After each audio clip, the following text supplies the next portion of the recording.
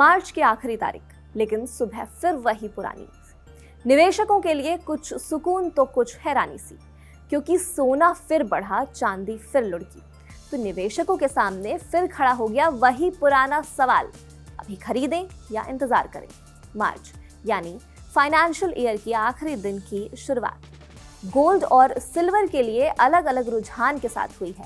सोने में हल्की मजबूती लौटती दिखाई दी है, जबकि चांदी में नरमी आई है। ऐसे में आइए जानते हैं आज बड़े शहरों में सोने के ताजा भाव और चांदी के चाल क्या संकेत दे रहे हैं। वित्त वर्ष 2026 के आखिरी दिन यानी 31 मार्च को गोल्ड और सिल्वर की चाल बिल्कुल अलग दिखी है। सोना जहां महंगा हुआ है, चांदी की चमक थोड़ी फीकी पड़ गई है।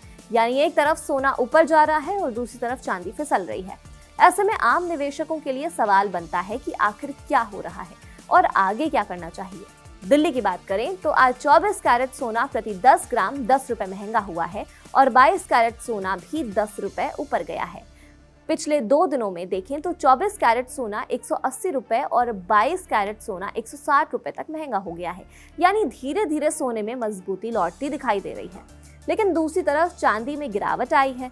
2 दिन की स्थिरता के बाद आज दिल्ली में चांदी 100 रुपए सस्ती हुई है और 1 किलो चांदी 2,44,900 रुपए के आसपास बिक रही है।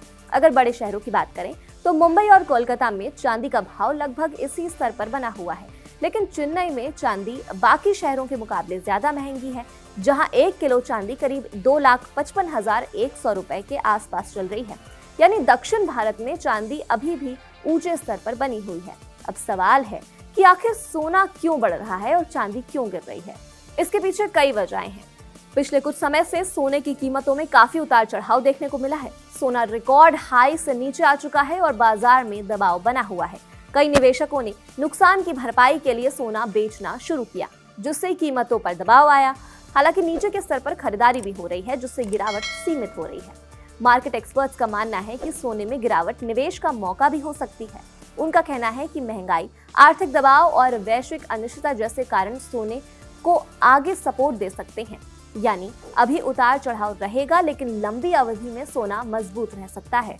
अगर अंतर्राष्ट्रीय बाजार की बात करें तो वहां सोने और चांदी दोनों में तेजी देखने को मिली है। कॉमेक्स पर सोना करीब 1.36% बढ़कर $4,587 प्रति औंस तक पहुंच गया है। वहीं चांदी में और ज्यादा तेजी आई है और 3% से ज्यादा बढ़कर $72 और $73 प्रति औंस के आसपास ट्रेड कर रही है। लेकिन इसका असर अभी घरेलू बाजार में पूरी तरह दिखाई नहीं दिया है।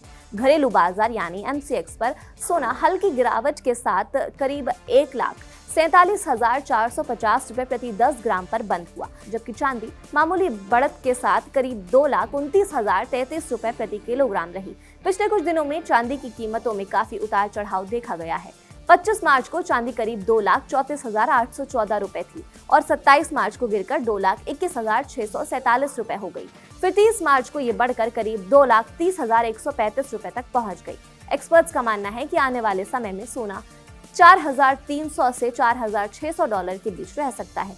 वहीं चांदी $65 से $75 के बीच ज्यादा उतार चढ़ाव दिखा रही है। यानी दोनों धातुओं में अभी अस्थिरता बनी रह सकती है। अब बात करते हैं उस सवाल की जो अक्सर लोग पूछते हैं कि जब दुनिया में तनाव बढ़ रहा है तो सोना क्यों गिरता है, कभी कभी क्यों कमजोर पड़ जाता है। आमतौर पर जब दुनिया में अनिश्चितता बढ़ती है तो लोग सुरक्षित निवेश के तौर पर सोना खरीदते हैं। इससे सोने की कीमत बढ़ती है। लेकिन जब संकट वास्तविक बन जाता है तब स्थिति बदल जाती है। जैसे अगर युद्ध या तनाव बढ़ता है तो सबसे पहले तेल और गैस की कीमतों पर असर पड़ता है।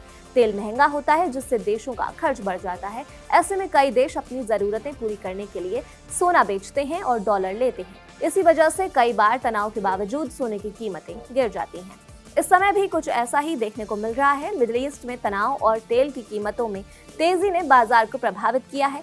तेल महंगा होने से देश पर खर्च बढ़ा है और इससे सोने पर दबाव बना है। यह असर सिर्फ सोने पर ही नहीं बल्कि शेयर बाजार और बॉन्ड्स पर भी पड़ रहा है। जब खर्च बढ़ता है तो निवेश कम होता है और इससे एसेट्स की कीमतें गिरती हैं।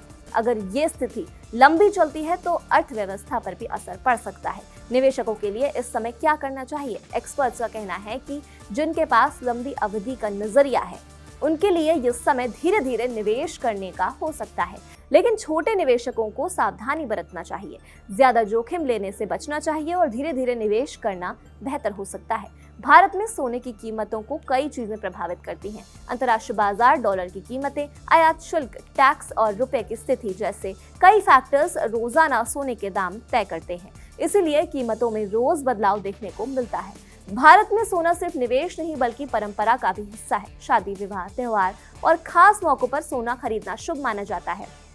इसलिए लोग सोने की कीमतों पर नजर बनाए रखते हैं।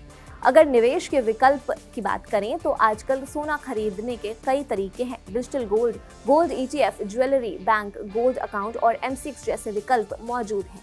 डिजिटल गोल्ड और गोल्ड ETF छोटे निवेशकों के लिए आसान विकल्प माने जाते हैं।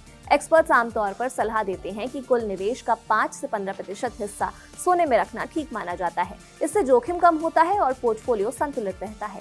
फिलहाल बाजार में अनिश्चितता बनी हुई है। मिडिल ईस्ट का तनाव, अमेरिका की महंगाई, डॉलर की मजबूती और फेडरल रिजर्व की नीतियां सोने और चांदी की दिशा तय करेंगी। अगर डॉलर कमजोर होता है, सोने में तेजी आ सकती है। वहीं अगर हालात सामान्य होते हैं तो कीमतें स्थिर रह सकती हैं। तो अगर आप सोना खरीदने की सोच रहे हैं तो जल्दबाजी करने के बजाय थोड़ा इंतजार करना समझदारी हो सकती है। वहीं अगर आप लंबी अवधि के निवेशक हैं तो गिरावट में धीरे धीरे खरीदारी का विकल्प देख सकते हैं। कुल मिलाकर अभी बाजार में उतार चढ़ाव का दौर है। सोना धीरे धीरे मजबूत हो रहा है, जबकि चांदी में थोड़ी नरमी दिख रही है। आने वाले दिनों में अंतर्राष्ट्रीय बाजार का असर घरेलू बाजार पर भी दिख सकता है।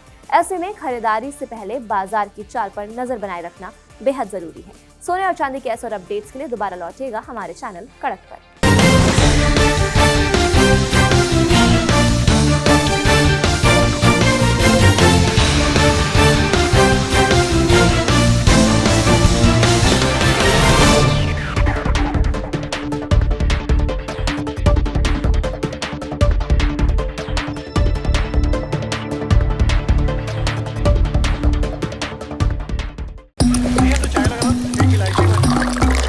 यहाँ ताजा खबर के साथ हर दिन की शुरुआत कड़क है। आमने सामने बैठ रखते हैं बात पूरे दम से, आराम से।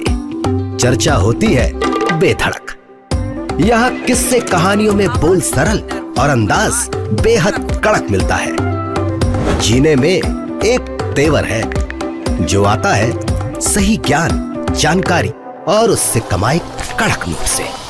इधर मौके पर चौका नहीं, छक्का लगा जलवा दिखाते हैं। कड़क क्रिकेट से अपने रोमांच को जो बढ़ाते हैं। यहाँ की हर बात का मिजाज एक है, मिजाज कड़क। आपका अपना YouTube चैनल कड़क, लाइव बेधड़क।